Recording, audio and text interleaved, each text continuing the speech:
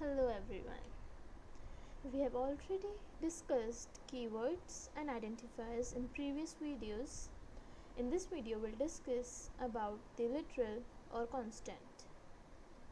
Okay, so literal is basically a constant value. So we have 5 types of literals in Java. Okay, first is integer, then we have float, then we have character, boolean and string.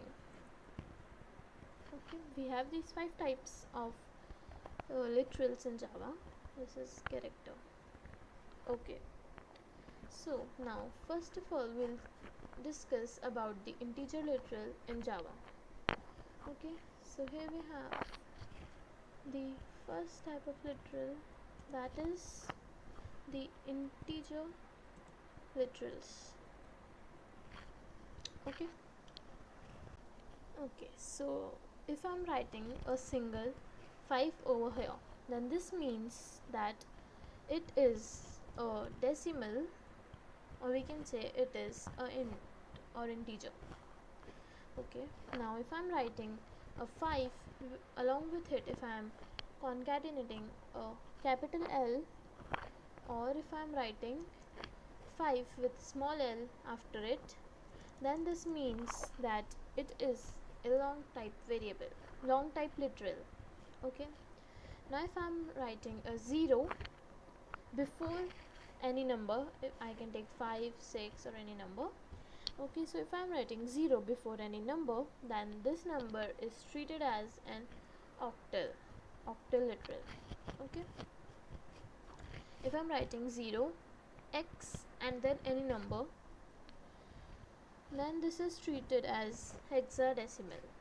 We have hexadecimal. Also if I'm writing 0, b and 101, okay, so this 101 is actually a binary number, that is it should contain 1 or 0 digits only.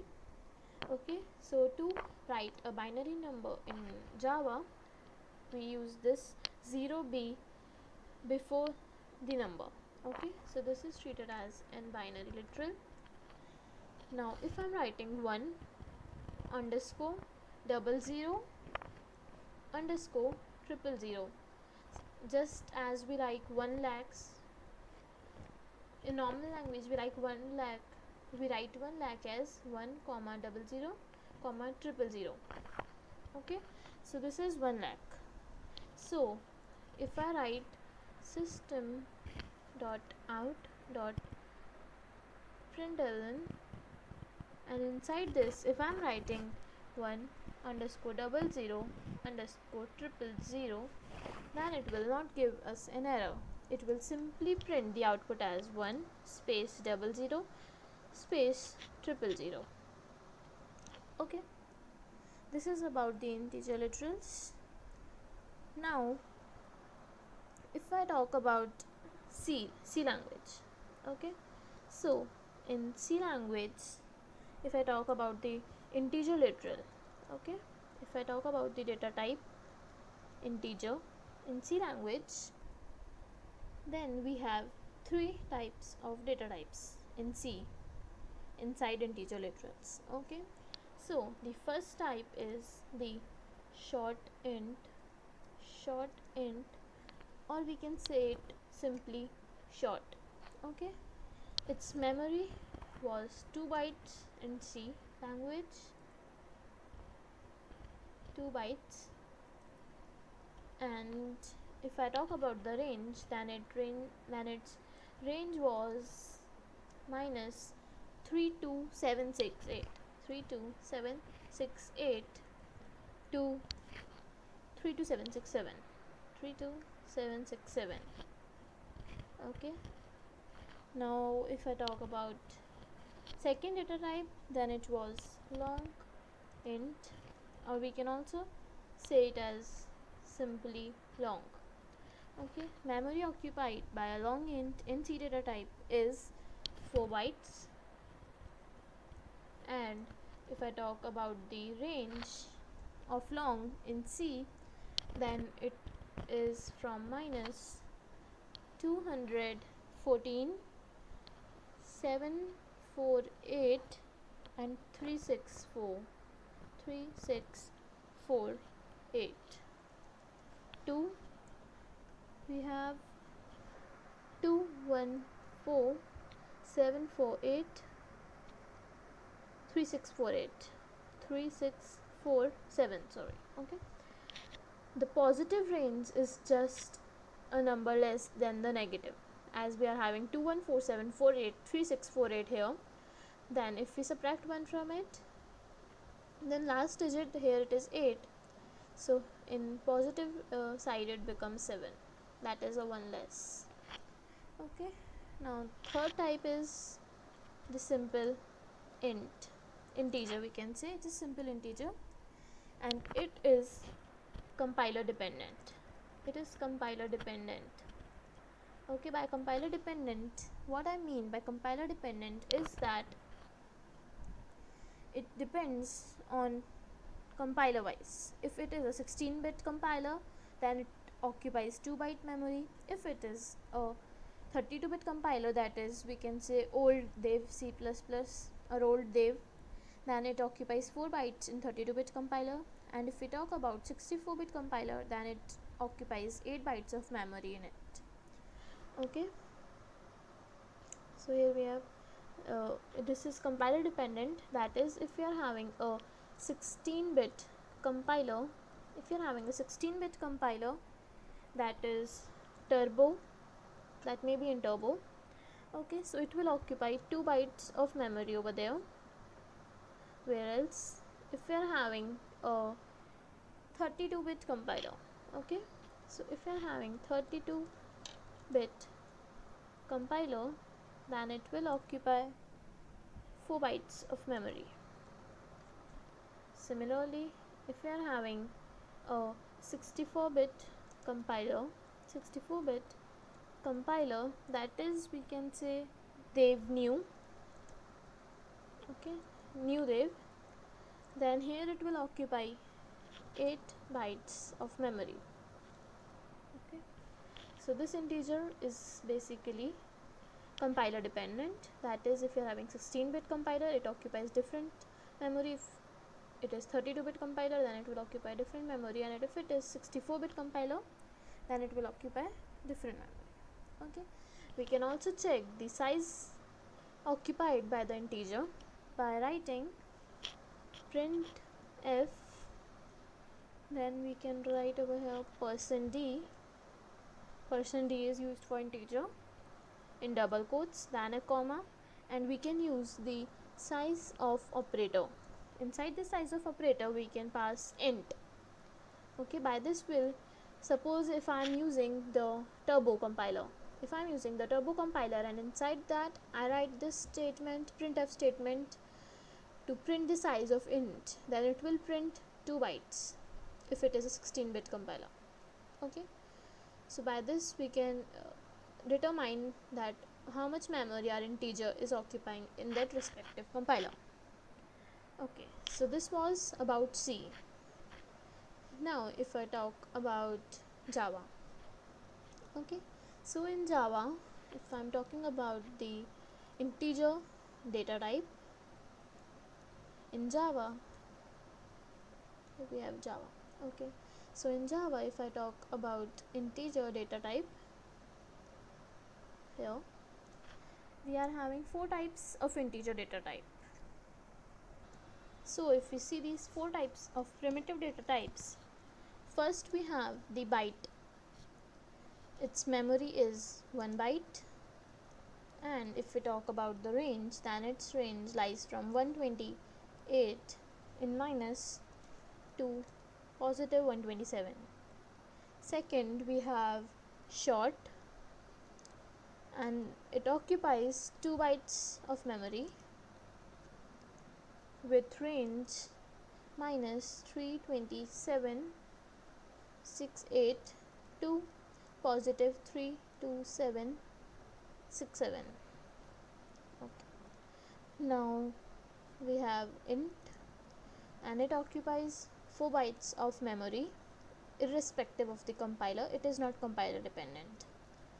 In, as we have seen in C, that it was compiler dependent, but in Java it is not compiler dependent. It takes 4 bytes of memory, and its range lies from -214,748 3648 to 214,7483647 83647. Of course, you are not supposed to remember this range. You can remember it till short because it is a small range, but I'm not telling you to remember it till this because it is a huge range. You can simply search it on net for the range. Okay, now fourth we have the long data type, and it occupies 8 bytes of memory, and the range I don't remember for this. It is something -922372 and somewhat like this. I don't remember this. You can simply search it over net and you will find it easily. Okay, so these four are basically primitive data types. Okay, these are not classes. As we know that a class name starts from a capital letter, these are not classes, these are primitive data types predefined already in Java. Okay, so these primitive data types also have their predefined classes in Java. Okay, so if we talk about these predefined classes for these data types, so we have predefined classes for these data types. For byte, we have the byte class. Okay, this byte class. For short, we have the short class. For integer, for int, we have the integer class, and for long we have the long class. Okay, we can use these class also, and inside these classes we are having several functions which are final and static. Okay, so if I write SOP, that is system.out.print, if I'm writing over here integer class, suppose I'm taking the example of integer class, so if I'm writing integer dot, in caps if I'm writing min value. Okay, so if I'm writing this and I'm closing this, so we'll get the range of int type. That is, for integer we have the minimum value, that is here we can see its range is starting from -214,748,3648. so this will print this value. Okay, how we are printing, how we are accessing this min value variable. This minimum value, this min underscore value is a final and static variable. Okay, so if this is a static variable, we can access it using the class name, and the class name is integer. Similarly, we can access this variable using byte class, long class and short class also, which will give us the respective minimum values of all the classes. Okay, now after this min value we have one more variable, that is max value and size. Okay, so inside of SOP, if I'm writing integer dot max underscore value, then we'll get the output as 204,748,3647. And also we have the size variable, that is SOP. Inside this, if I'm writing integer dot size, and then the parentheses are closed, so this will output the size of integer. As we can see over here that it occupies 4 bytes of memory, so this will output 4. Okay, similarly we can write SOP byte dot min value. If we write over here byte instead of integer, then we'll get the output as -128. Okay, so this is all about integer literals. Now we are having some rules in this integer literals. Okay, Okay, so now if we talk about some rules of assigning in data types in integer literal. So first rule says that in large value we can assign some small value. This is absolutely okay. We can assign a small value inside a large value. This is fine, and it is called as upcast. It's called as upcasting in Java, and it is automatic. This is automatic in Java. Upcasting is automatic in Java. For example, what do I mean by assigning a small value inside a large type value? Is suppose if I'm having a long type variable a, and inside which I'm assigning a literal 5 and a semicolon, then it is okay. This 5 over here is treated as integer. Okay, so this 5 is basically integer. Okay, why this is an integer? Why it is an integer? Because here we can see, here you can see, when we are writing a simple 5 with no L or 0 or anything else, then it is considered as an integer, or we can say it as a decimal. Okay, so when we are writing over here long a is equals to 5, this 5 over here is treated as integer, and we are assigning a integer literal inside a long literal. Okay, so from here we can see that the range of long literal is very huge, and whereas the range of integer literal is small as compared to the long literal. So int is smaller than int is smaller than long. Similarly, if we talk about short, then short is smaller than integer, and byte is the smallest among all. This is the sequence of their range. Long has the highest range, then integer, then short, then byte. Okay, so here long is the larger value, and 5, which is an integer, is the smaller value.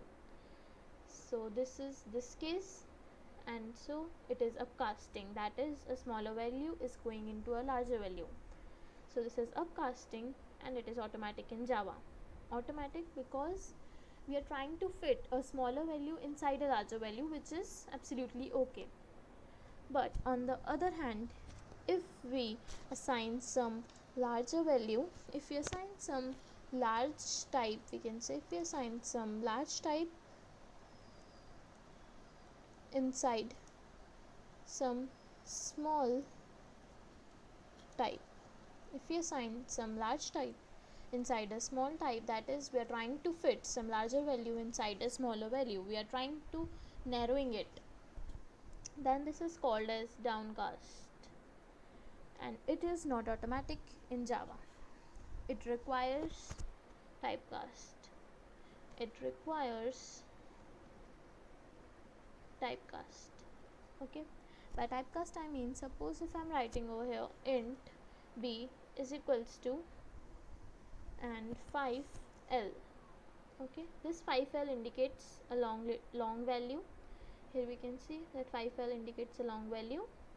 Okay, so we are trying to insert a long value inside an integer value, and from here we can say that long is larger than int, so we cannot assign a large type value inside a smaller value, because this is downcasting and it is not automatic, we need to typecast it. Okay, so if I write this line directly into a compiler, then it will give us an error, but to typecast it we need to write it like this: int b is equals to, and we'll need to pass int inside parenthesis, and then we can write 5l over here. By writing this integer in parenthesis, it will typecast the value long into integer.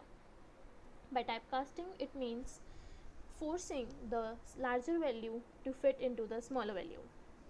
Okay, so in this case it was widening because we was fitting a smaller value inside a larger value, that is it was widening. But in this case this is narrowing, and it's not automatic, it will give us an error if not typecasted. Okay, so now what type of error we'll get over here? We'll get possible lossy conversion, as we cannot convert a larger type value into a smaller type value, because suppose if we are having a huge number and if we are converting it into small type, then it may be possible that some values are cutted from it. Suppose if you are storing a large value 7888888, it is, I'm just taking an example.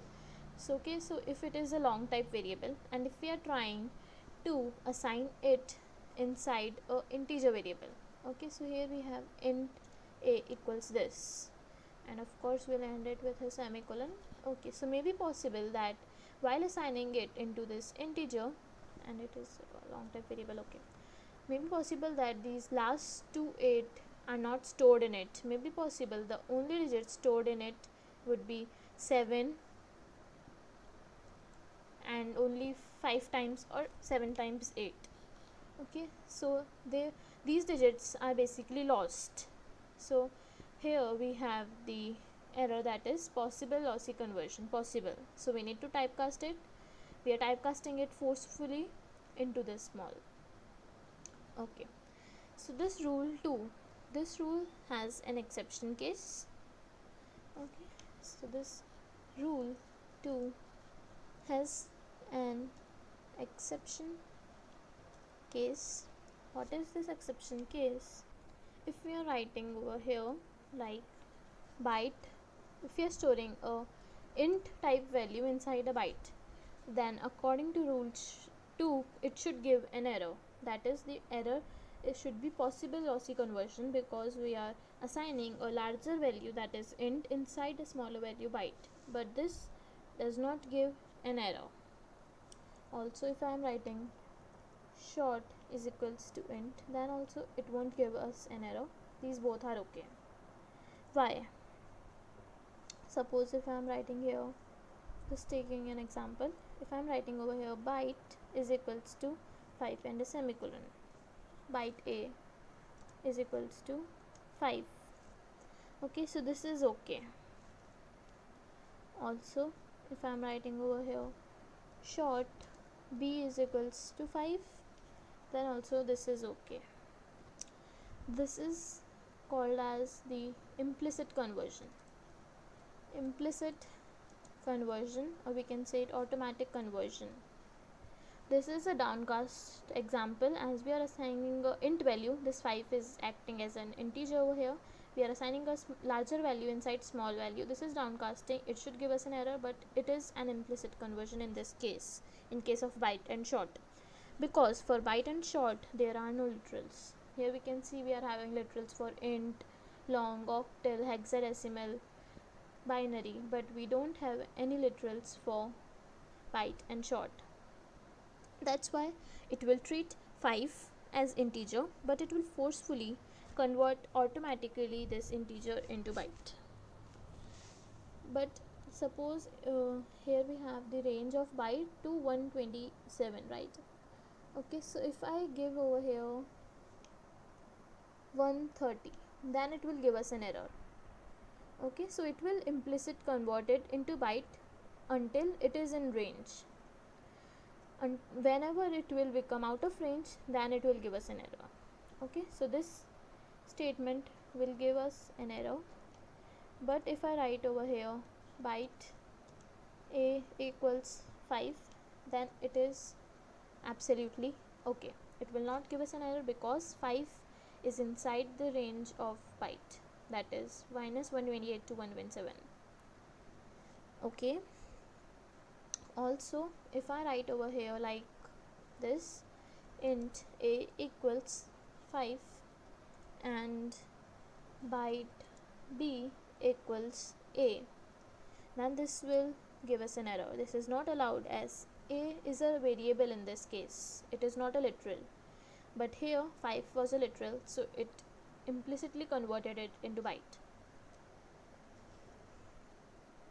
Okay, so here if I'm giving any value out of range of byte, if I'm also giving 128, then it will give us an error. Okay, but if we want to downcast it forcefully, we need to typecast it. Okay, so to typecast this statement, we need to write byte a equals, for typecasting in byte we need to pass in byte in parenthesis and then the literal 128. This is absolutely okay.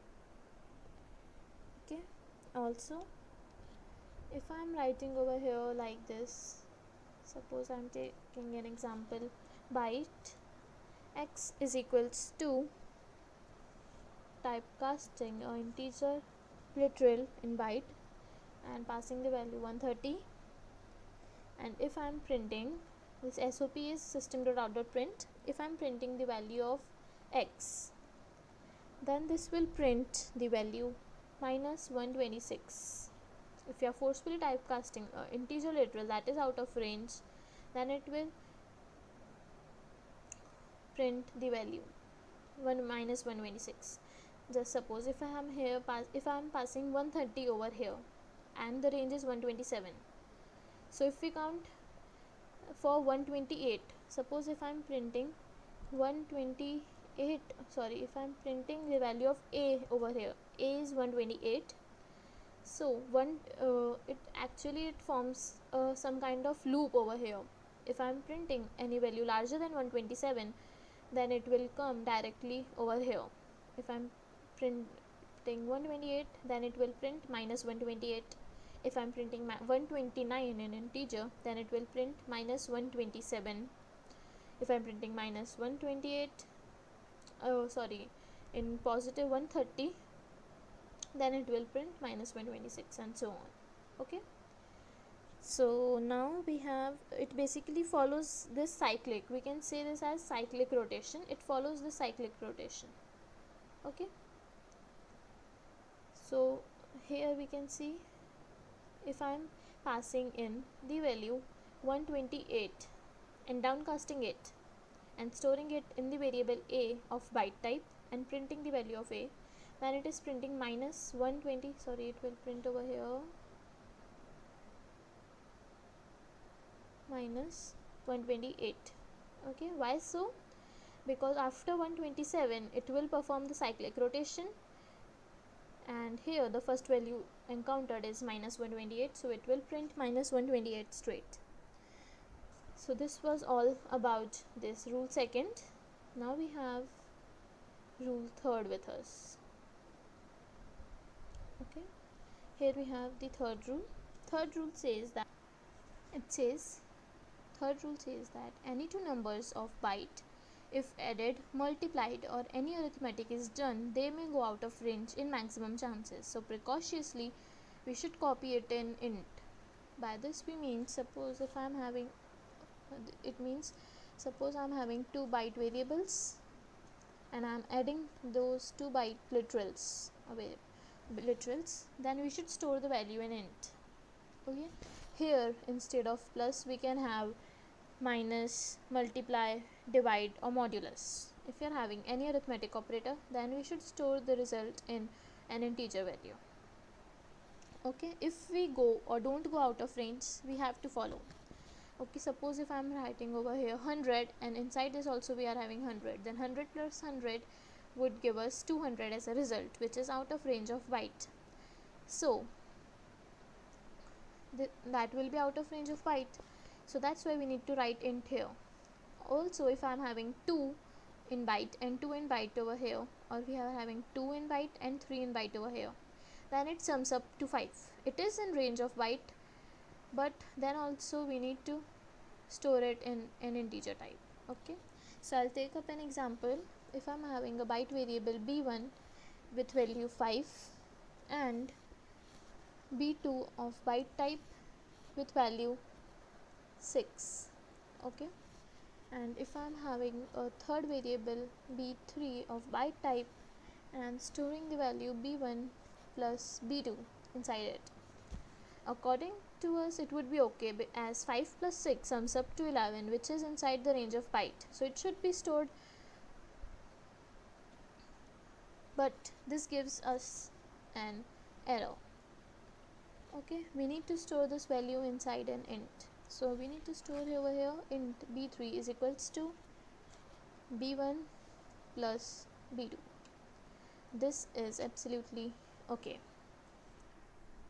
Also, if we want to execute this statement, then we can forcefully typecast b1 and b2 and store it in b3. Okay, so we can rewrite that second line like this: byte b3 is equals to typecasting in byte, and the value is b1 plus b2. Okay, this is absolutely okay as we are forcefully typecasting it. This is the rule third. This only follows with byte type. It doesn't follow with any other type. Okay. Actually, it follows with short as well. Okay. So that is rule 4 over here. Fourth rule, which says that if you are having two short type variables and if you are having some arithmetic operations between them, if I am subtracting two short variables, then we need to store the result in integer. It is same as rule third, but in this case it is for short, and in rule third it was for byte. Okay, so suppose if I take an example, if I am having a short type variable a equals 5, b equals 13, and if I am adding both of them, a plus b, if I am storing the result in a short type variable c, this will absolutely give us an error, as the summation of short type variables or any arithmetic operation between short type variables can result into a literal which is out of range of short. Okay, so this will give us an error. We need to store the result in int type variable. So int c is equals to a plus b would be absolutely okay. Okay, and if we want to typecast this, we can forcefully typecast this into short. So we can add short over here. So this will remove the error, and it would be absolutely okay to forcefully typecast it into this. This was all about rule 4. Okay, this one is rule 4. Okay, that's all about this video. We have discussed integer type literal in this video. Inside this integer literal, we were having, in Java we are having 4 types of literals: byte, short, int and long. We have discussed all these 4 and the rules regarding them. In next video we'll discuss the float literal and so on. Thank you everyone.